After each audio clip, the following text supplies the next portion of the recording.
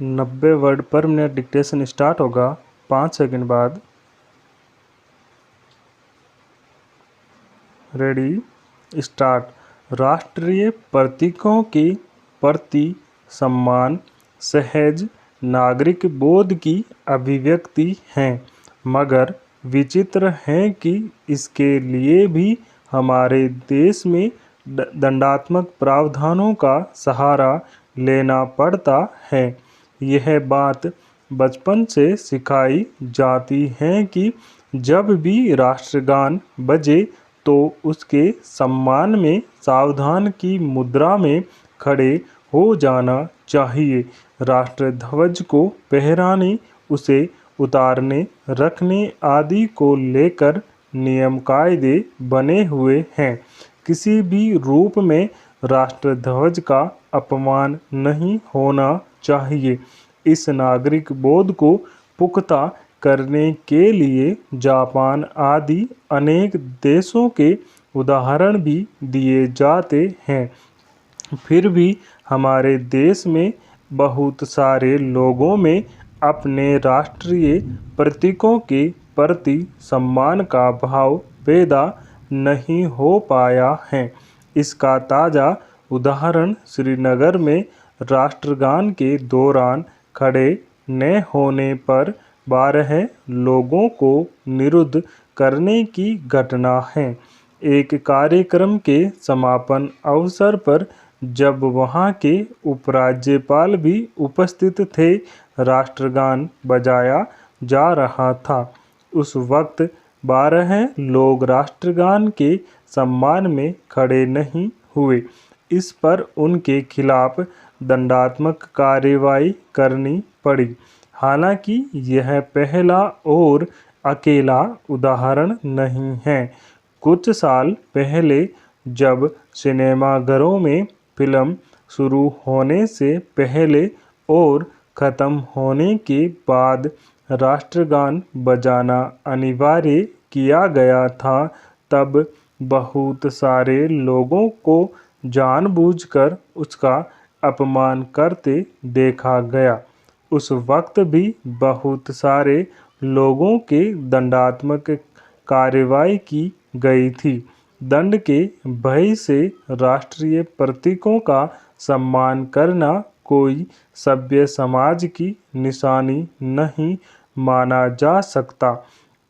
राष्ट्र के प्रति प्यार तो मन में होना चाहिए, मगर हमारे यहाँ अक्सर परंपराओं को दकियानूसी साबित करने और उनकी अवहेलना की जो प्रवृत्ति दृढ़ होती गई है, उसमें राष्ट्रीय प्रतीकों का भी अक्सर जानबूझकर अपमान करते देखा जाता है। श्रीनगर के कार्यक्रम में जो लोग राष्ट्रगान के समय अपनी कुर्सी पर बैठे रहे, ऐसा कतई नहीं माना जा सकता कि उन्हें इस बात की जानकारी नहीं रही होगी कि राष्ट्रगान के सम्मान में उनका क्या व्यवहार होना चाहिए। दरअसल कई लोग वैचारिक संकीर्णता की वजह से भी जानबूझकर राष्ट्रीय प्रतीकों का अपमान करते हैं।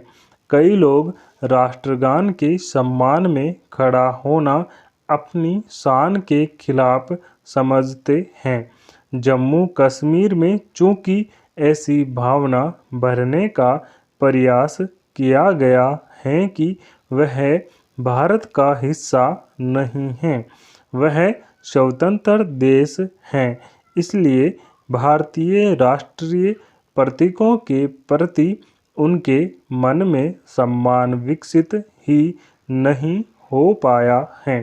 यही वजह है कि आज़ादी के बाद भी वहाँ राष्ट्रध्वज फहराने को लेकर हिकारत का भाव ही देखा जाता रहा है।